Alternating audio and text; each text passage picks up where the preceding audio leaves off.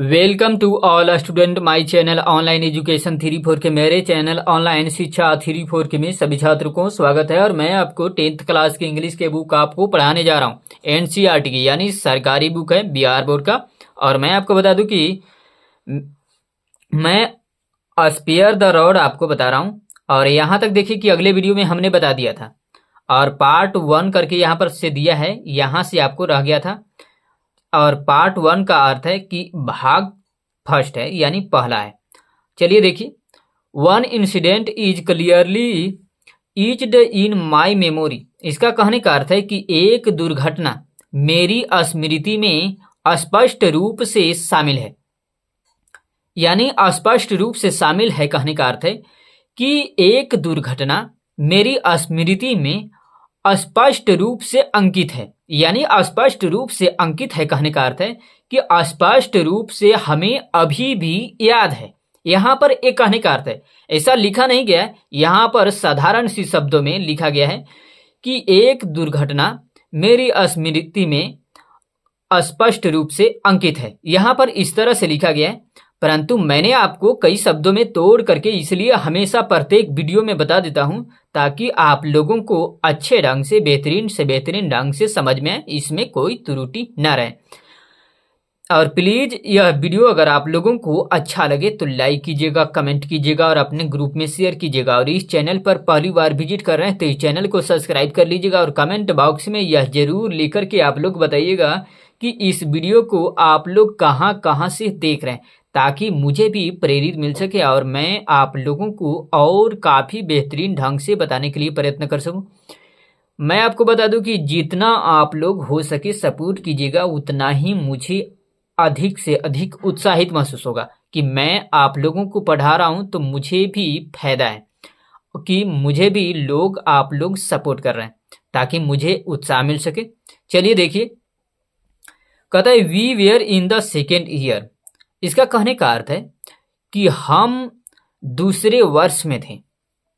The main school buildings construction had just been undertaken. इसका कहने का अर्थ है कि मुख्य विद्यालय भवन का निर्माण अभी शुरू हुई थी। Due to the induction of the second batch more classrooms were required. इसका कहने का अर्थ है कि दूसरे बैच के शामिल होने के कारण अधिक कक्षाओं की आवश्यकता थी यानी जरूरत थी। To meet it a barrack type tin shed was erected close to the chalet. इसका कहने का अर्थ है कि इसे पूरा करने के लिए शैले के पास बैरक प्रकार के टीन शेड बनाए गए थे। Now I think the school printing press is located there. इसका कहने का अर्थ है कि अब मुझे लगता है कि विद्यालय प्रिंटिंग प्रेस यहां स्थित है। The shed had been partitioned with CGI sheets to make a number of classrooms. इसका कहने का अर्थ है कि कई कक्षाओं को बनाने के लिए शेड को CGI शीटों से विभाजित किया गया था। Our classes were held in this tin shed for more than 2 years। इसका कहने का अर्थ है कि हमारे कक्षाएं 2 वर्षों से अधिक समय के लिए इसी टीन शेड में आयोजित किए गए थे। One day we were given a home task by Shri Singh. इसका कहने का अर्थ है कि एक दिन हमें श्री सिंह ने गृह कार्य दिए। प्लीज यह वीडियो अगर आप लोगों को अच्छा लगे तो लाइक कीजिएगा, कमेंट कीजिएगा और अपने ग्रुप में शेयर कीजिएगा। और इस चैनल पर पहली बार विजिट कर रहे हैं तो इस चैनल को सब्सक्राइब कर लीजिएगा। और कमेंट बॉक्स में यह जरूर लिख करके बताइएगा कि आप लोग इस वीडियो को कहाँ कहाँ से देख रहे हैं, ताकि मुझे भी प्रेरित मिल सके और मैं आप लोगों को और बेहतरीन से बेहतरीन ढंग से बताने के लिए प्रयत्न कर सकूं। आप लोग जितना मुझे सपोर्ट कीजिएगा उतना ही मुझे उत्साहित महसूस होगा। चलिए देखिए, कहता है this was to write a letter to friend in English describing the change of season in Netarhat. इसका कहने का अर्थ है कि यह नेतार हाट में ऋतु परिवर्तन का वर्णन करते हुए मित्र को अंग्रेजी में पत्र लिखना था।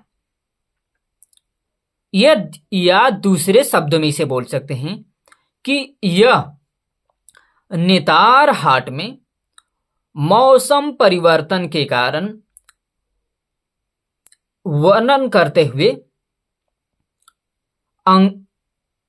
अंग्रेजी में मित्र को पत्र लिखना था। राइट, दोनों तरफ से बोल सकते हैं, इसमें कोई दिक्कत नहीं है। Our answer were to be submitted by next morning. इसका कहने का अर्थ है कि हमारे उत्तर अगले सुबह जमा करने थे। Compared to others my English composition was better. इसका कहने का अर्थ है कि दूसरों की तुलना में मेरी अंग्रेजी रचना बेहतर थी। बेहतर थी क्या, यहां पर कहने का अर्थ है कि दूसरों की तुलना में यानी अन्य सभी लोगों की तुलना में मेरी अंग्रेजी जो है वह काफी अच्छा है। Right, I had the advantage of studying in a school run by Jesuits where proficiency in English was given more weightage compared to government run schools। इसका कहने का अर्थ है कि मुझे जेसुस्ट द्वारा संचालित स्कूलों में पढ़ने का लाभ मिला, जहां अंग्रेजी में दक्षता को सरकारी स्कूलों की तुलना में अधिक महत्व दिया जाता था। मैंने प्रत्येक शब्दों के ऊपर पेन रख के इसलिए बता देता हूं आप लोगों को, ताकि आप लोग को आसानी से बेहतरीन ढंग से समझ में इसमें कोई त्रुटि ना रहे। राइट, चलिए देखिए कहां थे, शायद यहां थे, यहां से आपको बता दिए हैं। कहता है I could compose this letter in the evening itself. कहता है कि मुझे यह पत्र शाम को ही लिखना था, या दूसरे शब्द में बोल सकते हैं कि मुझे इस पत्र को शाम को ही लिख सका। Premchand Singh my class fellow was a very bright student but English was his Achilles heel। इसका कहने का अर्थ है कि मेरे कक्षा सहपाठी प्रेमचंद सिंह ने एक बहुत ही मेधावी छात्र थे, लेकिन अंग्रेजी उनकी बहुत ही कमजोर थी। यानी मैं आपको दूसरे शब्दों में यहां तोड़ करके बता दूं कि मेरी कक्षा साथी, यहां पर कहने का अर्थ है कि मेरे विद्यालय के पढ़ने वाले साथ में जो साथी जो होते हैं, मेरे दोस्त बोल सकते हैं कि मेरे कक्षा साथी यानी मेरे वर्ग में जो पढ़ने वाले छात्र जो हैं, मेरे दोस्त जो हैं, प्रेमचंद सिंह वह बहुत ही उज्जवल यानी बहुत ही तेज तराज विद्यार्थी थे, लेकिन उनकी अंग्रेजी जो है वह काफी कमजोर थी। यहां पर एक कहने का अर्थ है, आप लोग आसानी से समझ में तोड़ दे रहा हूं इसलिए ताकि आप लोगों को आसानी से समझ में आए।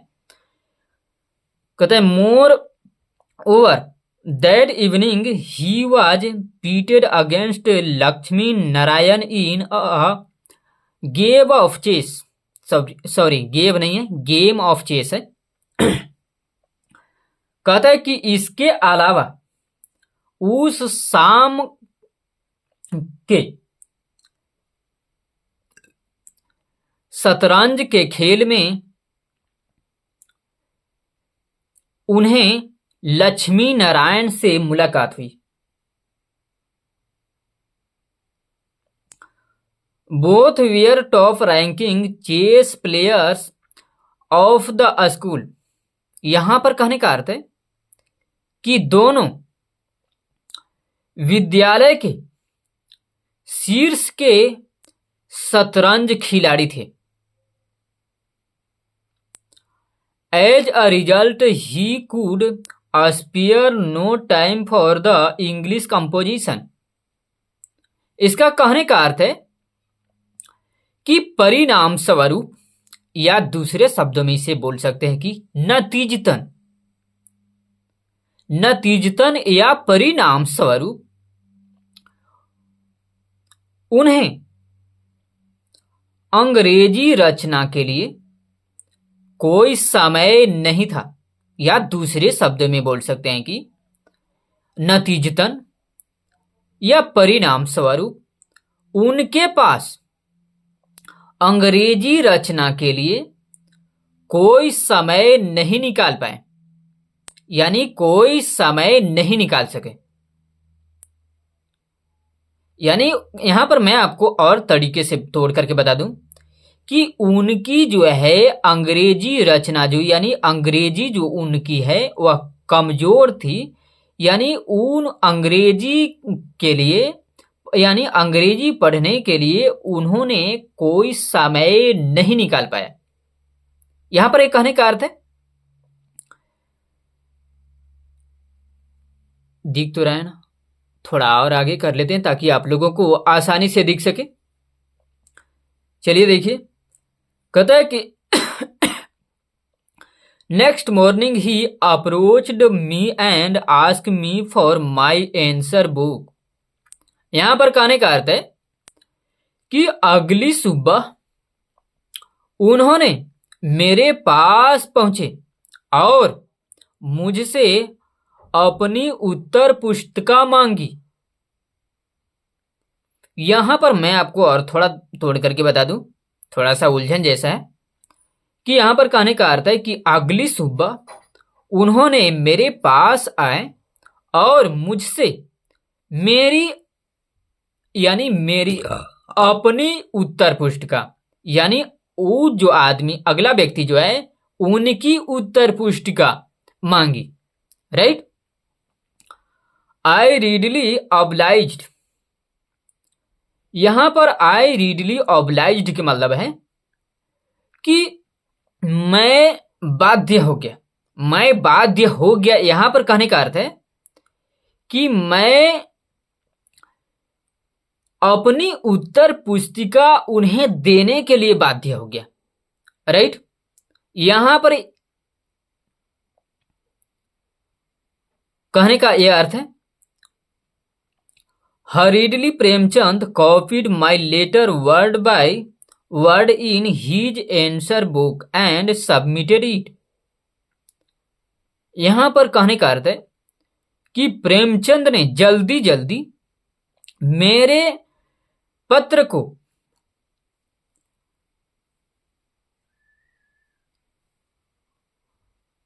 अपनी उत्तर पुस्तिका में एक एक शब्द करके, यानी एक एक शब्द कॉपी करके, यानी एक एक शब्द नकल करके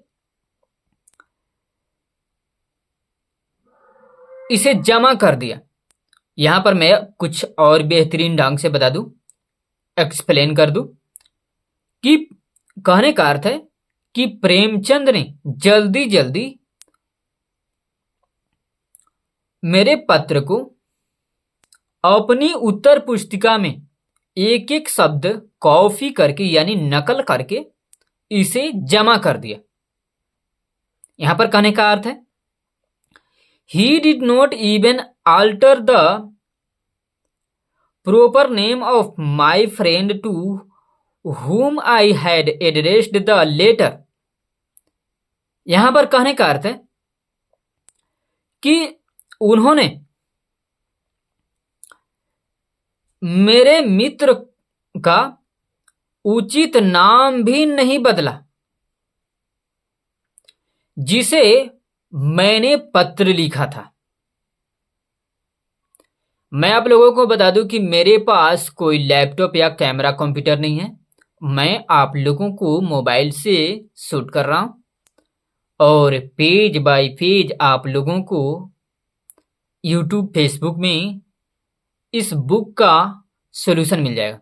आप लोग जाकर के देखिए, यदि आप लोग बड़े हैं तो अपने भाई, छोटे बहन या भाई जो भी हैं पढ़ने वाले, उनको पढ़ाई में सहयोग मिल सके।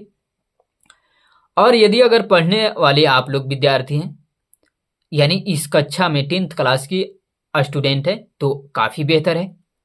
और यदि आप लोग, मैं बता दूं कि छोटे हैं तो आगे कक्षा में जाएंगे तो भी आप लोगों का बेहतर होगा। इसलिए आप लोग जितना हो सके सपोर्ट कीजिए ताकि मैं आप लोगों को काफ़ी बेहतरीन ढंग से और एक्सप्लेन करके बताऊं। Thanks for watching. आप लोगों को देखने के लिए धन्यवाद।